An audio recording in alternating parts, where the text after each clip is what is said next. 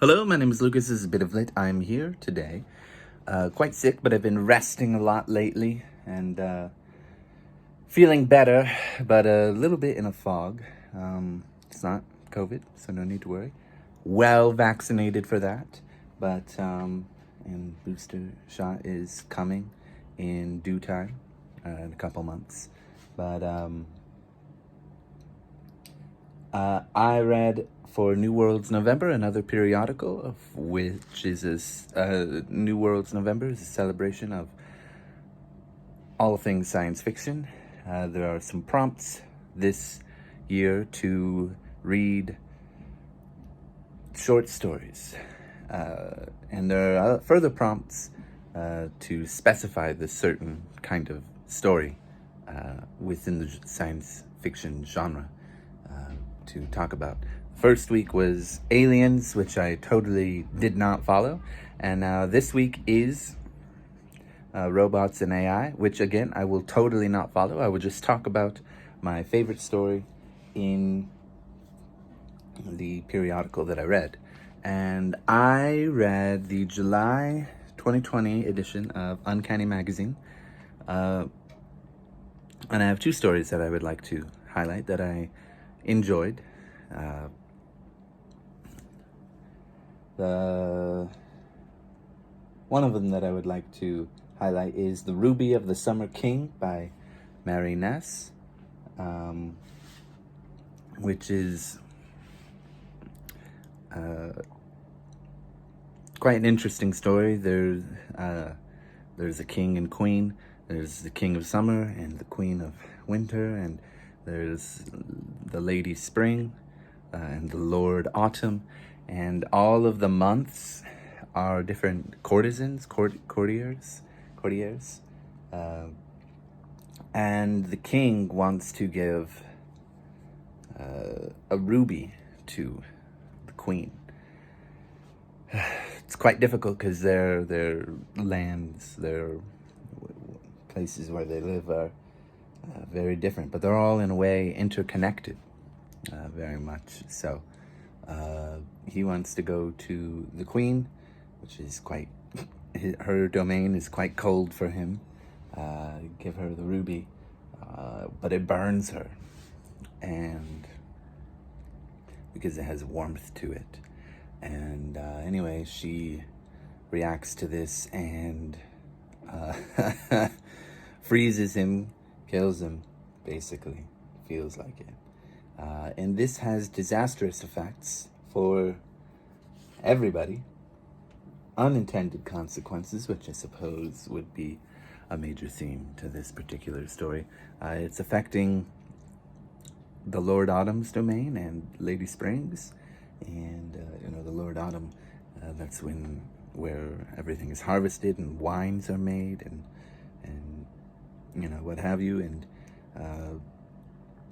well, I mention the wines because the wines are being affected because summer isn't quite as hot and it isn't as quite as bright. And this is affecting everywhere, not just Lord Autumn, not even just Lady Spring, but also the winter wonderland of sorts. And oh man, yeah, I mentioned the wine because in the Queen of Winter's domain they have spiced wine, but it's just not as good. Anyway, the land of summer has yet to choose another king, and the rest of the story goes on from there to try to bring the king back,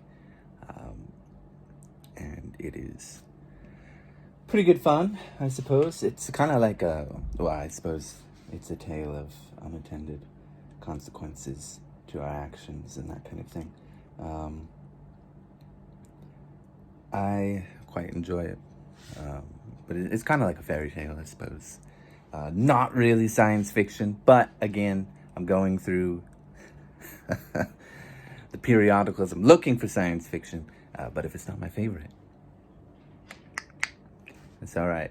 And the reason I'm okay with this I suppose, is that I'm sort of breaking the rules, I suppose. But I am reading science fiction because of the prompt. I'm looking for it, but I'd rather talk about stories that I enjoy than ones that I just feel like are okay.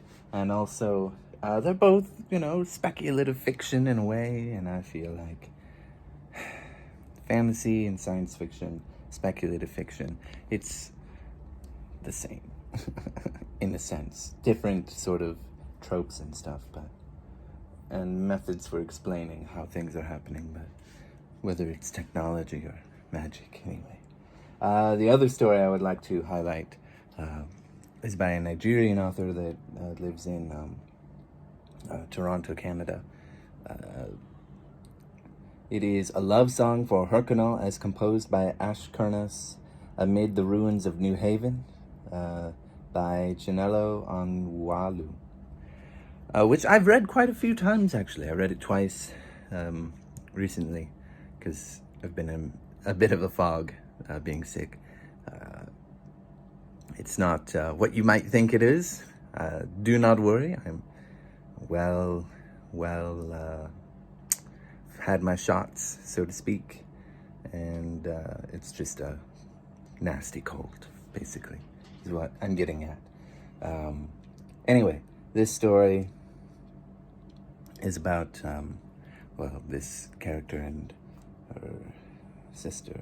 I want to say the reason I've read it elsewhere besides in this magazine. It has been collected in an anthology, I believe, of African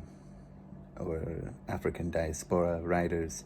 I believe it was collected in the first edition of the best speculative fiction of African diaspora authors, edited by Oghenechovwe Donald Ekpeki. Or if it was not in that, it was in Dominion. I can't remember.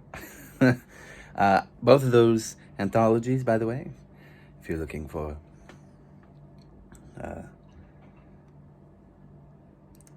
speculative fiction from a perspective that is not necessarily American, could be if they are a diaspora author, but or British or Canadian or something, and you want to read some African literature and some short stories, recommend both of those, both very good. Anyway, the story is quite good. It imagines a future where all the countries in the world outside of Africa are gone, and all of the people are gone, except the people that are African and diasporic. Is that the right word? There has been an accident that has changed a whole lot, and that would be one of the major things that has happened. And also, there's another thing where everybody has gained some kind of power. And this focuses on Nigeria, because the author is Nigerian, if I didn't say that already. The main character with their sibling lives in a rundown hotel. Their life has changed completely. They've got the sight, but other people have other powers, whether they are maybe telekinetic or can fly or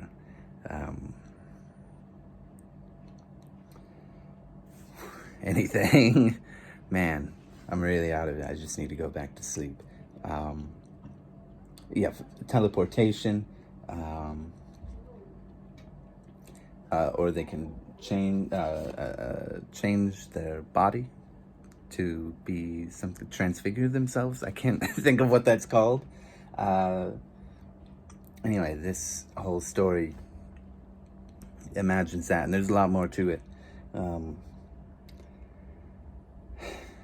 I don't know, I'm tired, man. I'm gonna go back to sleep, but I wanted to mention that one. I think it's a really cool sort of thought experiment. And maybe that one's a little bit closer to science fiction, a bit fantasy, speculative fiction, right? Okay. Hey, it got dark all of a sudden. Anyway.